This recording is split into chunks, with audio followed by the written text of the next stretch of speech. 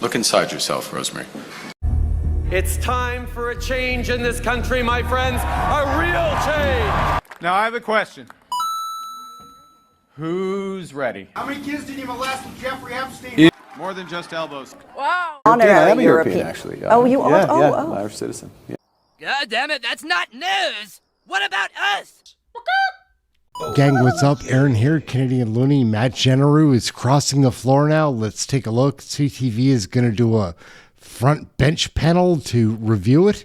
Hopefully they're going to treat this as journalists, not like hack reporters as they're being paid. Let's take a look. For those who have reached out, I am deeply grateful for your friendship and concern.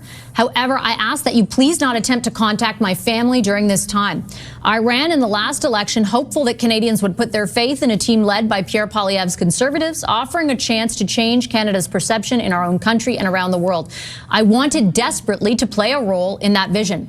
Although the outcome was not what I anticipated, I have great admiration for the many remarkable individuals who were elected to the House of Commons on both sides of the aisle, who continue to dedicate themselves to the betterment of our nation.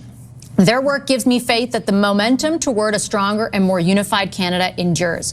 With all of this in mind, earlier today I spoke with our opposition whip, a colleague and friend for whom I have the utmost respect, to inform him of my decision to resign as a member of Parliament.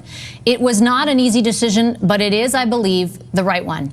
I hope to have the opportunity to address the House one final time in the future. For now, my focus must turn entirely to my family and to the responsibilities that come with that. So the breaking news on our watch this hour, Matt Generoux, an MP who was widely speculated to be among those considering to cross the floor from the Conservatives to the Liberals, has announced instead, a day after denying that that would be the case, that he is resigning as an MP. The front bench happens to be here as this news comes into our inbox. I'm here with Christy Clark, Marco Mendicino, James Moore, and Tony Clement. Sorry to throw you guys this curveball, pardon me, but I do have to get your reaction. James, I'll start with you. What does this say to you? There's more to this. I don't know exactly what there is, but on the surface, he was just elected 6 months ago.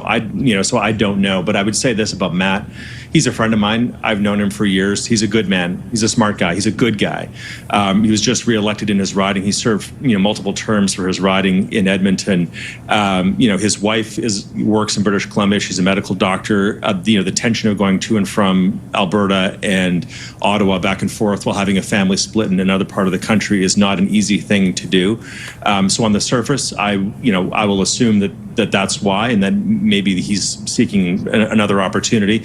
But there's more to this than just that. The crunch of the pressure about the rumors about floor crossing and what's going on here. It'd be unfair to speculate about it. But I'll just say to your viewers that Matt Generoux is a good guy, a really good guy. This is a loss to the Conservative Party, a loss to his constituents, and it's unfortunate to see him leaving Parliament Hill.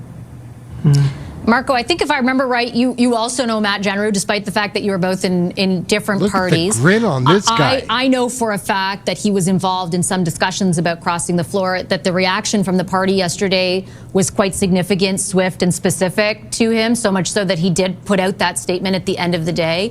What do you think is going on here, and what's your reaction? Don't know. Would be reluctant to speculate. I'm inclined to agree with James that there may be some other reason. But yeah, Matt was my next door neighbor in Valor Building where I had my last office.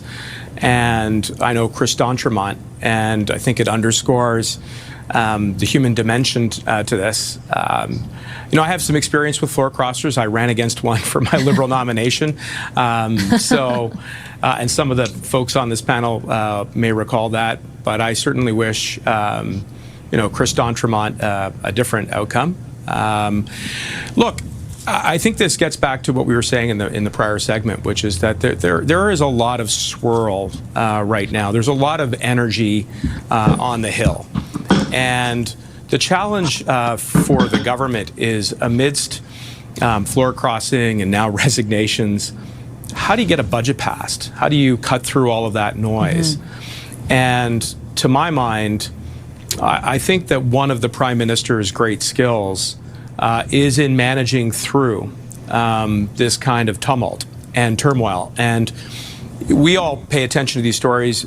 You've got to cover it, Vashi. That's your job. We're commenting on it because we've got experience on it. But frankly, I think what Canadians want to know is how they're going to be able to pay the bills and how they're going to, counter the tariffs at the border and how they're going to go about their daily lives in a Canada that is strong. And so in order to do that, the government has an agenda, has a plan, and that materializes in the form of the budget. So you got to keep your eyes forward, keep your hands steady on the wheel, and make sure that you keep Canadians at the top of your mind. And the way to do that is to try to get this budget passed as quickly as possible.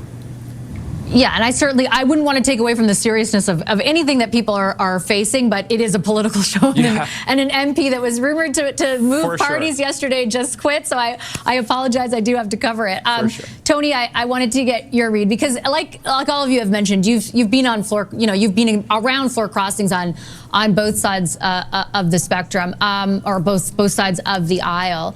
What does this say to you tonight? Well, firstly, let me wish Matt well. I knew him as well as James did, and great guy, so I wish him well. Let's not forget that I think I read a stat that there's been over 300 floor crossings since the first parliament Correct. in Canadian history. So that's a lot. Some people would say that's a small number. I think it's a big number, actually. So it happens a lot.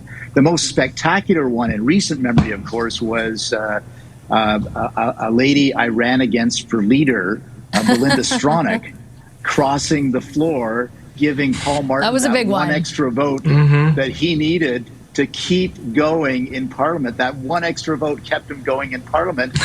And then, of course, the next election happened and Stephen Harper was elected as Prime Minister. So I gained some comfort from that little historical memory. And look, it's going to happen. It usually happens, not always, but usually from opposition to government. Let's use the time-honored line: the worst day in government is better than the best day in opposition. Blah blah blah. But it is true, and so I think, again, with what Marco said, there's a lot of heat going on, not a lot of light. But I think that the broader picture is the public policy decisions of the Carney government. This is, just the fact that it's definitely not the drama of Belinda Stronach. I think we can all probably agree on that at this moment, Christy, but it is happening at a particularly important time for the government, right? The reason I think there was such focus, besides the spectacle of it all, was because they're so close to a majority, right? Yes. 2 days ago, they were 3 seats away. Yesterday, it became 2 seats away, and everyone is wondering whether they'll be able to secure enough to actually hold a majority, which would be a big difference in the way in which this government is able to conduct their business. What do you make of the fact that this MP in particular decided to quit today, to resign his seat, instead of either stay with the Conservatives or move to the Liberals? Yeah, there's no doubt that it's consequential. The moment is huge. You're quite right about that. It doesn't, floor crossings sometimes happen, but this is pretty spectacular. And I can tell you my own experience of floor crossings. One of our caucus members left because he wanted to become the speaker, and he sunk the whole government. So there are consequential floor crossings and just regular ones that happen because people might be ambitious. It is really hard to know. It's impossible to know what's going on for him and his family. There could be many other more complicated things that we don't see. But I will say, in my experience with these things, and it's been more than one event as a BC Liberal and leading a coalition government for years, that people, when they decide to leave or when they decide to come and they've come from somewhere else, the feeling amongst their once very close friends is brutal, and they're excised. They're treated as traitors. There's lots of angry, harsh words that are exchanged privately between people who were once very close. And I think for some people who may be fresher to politics, that can be a really devastating, personally devastating feeling. You're in a caucus of people, you all trust each other, you've all worked together, you know each other well, and then everybody turns on you and you look around and you say, I thought we were friends. It seems to me that has to have been part of his decision, that after just, all this talk and certainly some evidence that he had been having a discussion about leaving with the Liberals, that there was kind of no going back for him in the Conservatives. There was those friendships, or the ones that he thought he had been irrevocably changed. And perhaps he just decided, you know what? there's no place for me here. Politics isn't the kind of business that I want to be into. I wasn't really made for this kind of event. I didn't really know how it would all unfold, and he just decided to call it quits.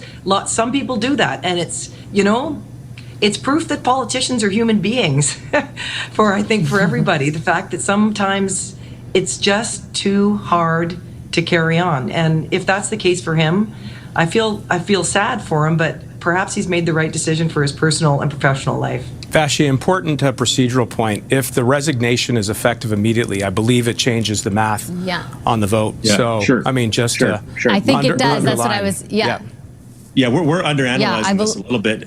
We're underanalyzing this a little bit. Right. Tony Clement he made the point about Belinda Stronach crossing the floor. She didn't give the Liberals the plurality they needed to pass that budget. That's right. It was Chuck Cadman, one member of Parliament. So if Matt Generoux resigns his seat immediately, right? Elizabeth May has frankly the balance of power in this Parliament, maybe with one other member of Parliament, which is interesting because not only did Chuck Cadman have the balance of power, but I'm wondering now as we go into the weekend and into the break week, that members of Parliament from all the parties might be thinking of a guy named Joe Manchin, who became an independent senator for West Virginia very recently and yielded extraordinary power in the United States to get benefits for West Virginia. And he became extremely popular in his state because he had the balance of power in the U.S. Congress and the U.S. Senate.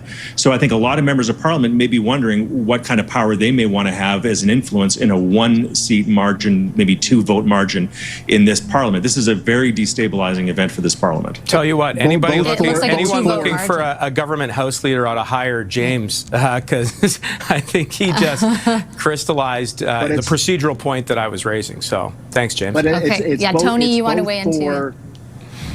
Just a quick point. It's both a moment for the Conservative Party in opposition, but also the Liberal Party. The same sort of math applies to the Liberal Party caucus. You have a lot of throw weight there if you want to throw your weight around now. Yeah, very much so. Things perhaps got even more interesting. It's happened before. Something tells me we're going to be back. What you could have is James, last word to you. Yeah, to Tony's point, this could destabilize in a lot of different ways, including having members of Parliament balkanize and see themselves as a regional bloc within a political party or an ideological bloc within a party. When you get down to this narrow of a margin, it destabilizes in a lot of different ways, not just red team, blue team, orange team. It also becomes very regional and very even generational. So this will have a domino effect as we go into the break week. So. Okay, I got to leave it there. Thanks, everyone. Appreciate the discussion very much. Thanks for rolling with it. Christy Clark, McMedicino, James Moore, and Tony Clement. Just a few more seconds left in our program tonight to recap this breaking news on our watch. We'll wrap it up right there, gang. My name's Aaron. This is Canadian Looney. We cover Canadian federal politics right here. I work very hard at this channel. I spend 84 hours a week at least at this because it takes a long time to watch all of the real politics stuff from the House of Commons. I follow the legacy media news also to filter the propaganda that they're tossing at naive Canadians, Liberal voters, people like that. I invite Liberal voters to watch my channel. You will learn something about Canadian federal politics right here, about the duping that the legacy media pulls on you. I don't really blame Liberal voters for being naive. They just believe the news or whatever their sources that they're watching tell them. That's not the case. There's a lot of duping and deception going on. Watch my channel. You will learn more about what's really happening, and I doubt you'll be a Liberal supporter after you see these guys in action on the House of Commons floor, in the committee meetings, in the scrums. We do cover legacy media. We'll watch what goes on there too. So that's it, Aaron. Like, share, subscribe. I really would appreciate your subscription. We're not going to try to sell you anything here. I'm not going to try to sell you a stupid sticker. Let's just learn about Canadian federal politics. That's it. Let's save our country. There's still time left. That's it. Thank you all very much for watching. We'll catch you in the next video. Again, I appreciate everybody that does subscribe and just watching the video. Share this with somebody if you really enjoyed it. We'll catch you in the next one. Ciao for now.